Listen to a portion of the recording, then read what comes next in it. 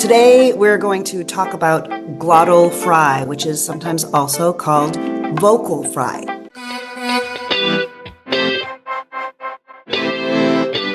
I'm going to tell you what it is, why it's a power leak, and then I'm going to give you 2 tools you can use to speak in clear voice instead of vocal fry.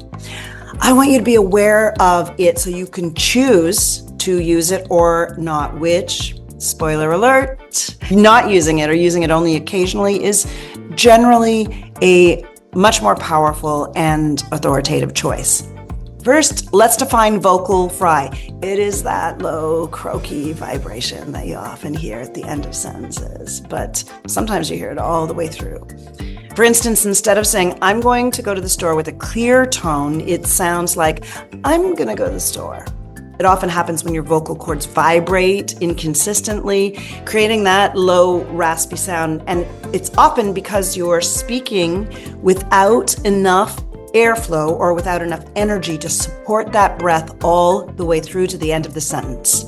Some people may develop a habit of using vocal fry, and it can be somewhat contagious. So if the people around you speak in a glottal fry, if you hear it frequently in your social group or in the media, you might find yourself starting to use it too. Now, some people think it's kind of sexy, and you might have noticed it more in young women. It's often ascribed to a particular subculture of young women, but the truth is, it is not exclusive to them. Men use it too, and in any gender, use of vocal fry communicates consciously or subconsciously less certainty, reduced authority, and less power and presence, which can undermine you and your message, especially in professional settings. Research shows that vocal fry can negatively impact how your message is perceived. A 2014 Duke University study indicated that job candidates using vocal fry were perceived negatively by hiring managers. The study involved playing recordings of job interview responses, and candidates who used vocal fry were rated significantly lower in terms of hireability. A 2017 Journal of Voice survey found that 67% of respondents indicated they perceived speakers using vocal fry as less authoritative. And 60% reported they would be less likely to follow instructions from someone using vocal fry.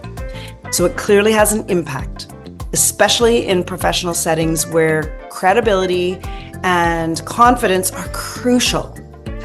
How we speak communicates consciously or subconsciously who we are and how much people feel they can trust our knowledge and our experience. In some cases, vocal fry can be a symptom of underlying medical issues such as vocal cord nodules, polyps, or other conditions affecting vocal cord functionality. And while occasional use of vocal fry is generally not harmful, a constant or regular habit can contribute to vocal fatigue and sometimes can even cause vocal damage. It can also be a habit that's hard to break. Here's a personal story. When I was in my 20s, I developed nodules on my vocal cords. At the time, I was an actor and I often performed in loud environments, which caused a lot of vocal strain and resulted in my habitually speaking with a vocal fry, which then in turn contributed to even more strain on my vocal cords. So after having nodules surgically removed, I had to do a fair amount of speech therapy in order to learn how to break the habit I had developed of speaking in a glottal fry. And one of the exercises I learned has been an anchor for me to come back out of vocal fry when I sometimes go back into it, as well as a tool I use with my speaking skills clients to help those who are affected by this habit also to get back to what I call clear voice. The first exercise is squeaky door, using the sound of a squeaky door to bring our voices up from that low, unsupported sound to a higher placed pitch that is coming through what some people call the mask. So it involves counting to 5. Mm-hmm. 1, mm-hmm. 2, mm-hmm. 3, mm-hmm. 4, mm-hmm. 5, to bring our voice back up so that if I notice myself starting to fall into vocal fry, I will immediately go, mm-hmm. 1, mm-hmm. 2, thinking of sending that sound out through the mask to land all the way to the person I am speaking to with a full supported presence. The second piece is to always use a fair amount of air and to take deep breaths. The beautiful thing is this is synergistic with the skills I teach around pause. So when we take pause, it gives us a chance to breathe in so that we have air to support our message, carrying it all the way through the mask, using that sound to bring us up through the mask to send it out to the person we're wanting to hear us. And because our bodies tend to return to the habitual patterns we've created, that speaking in a glottal fry can be a hard habit to break. And so having repeatable exercises like using the squeaky door sound to get to the mask, using pause to take a good breath of air in order to help us return to clear voice is one way to create new patterns.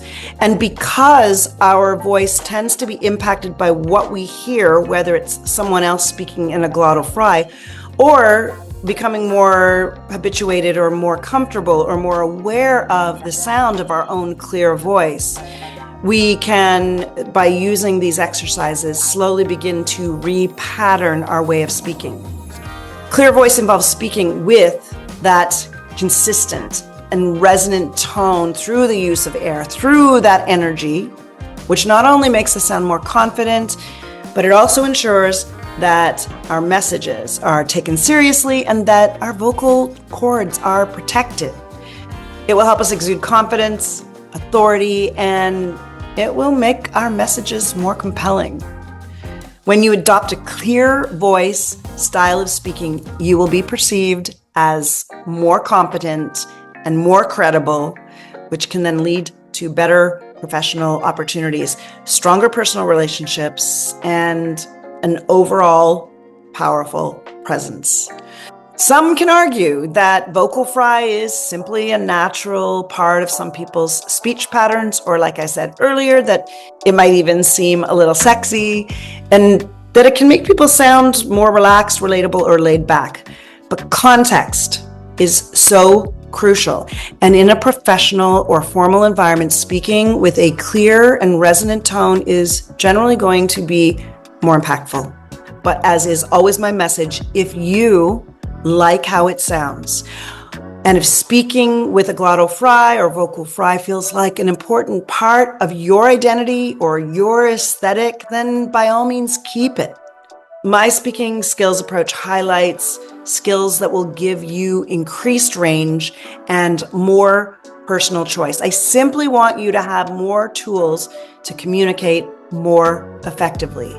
And I'd love for you to make a habit of delivering your message and your stories with the confidence and the clarity they deserve. Remember, your voice, your message, your words, your stories are powerful tools, so use them wisely.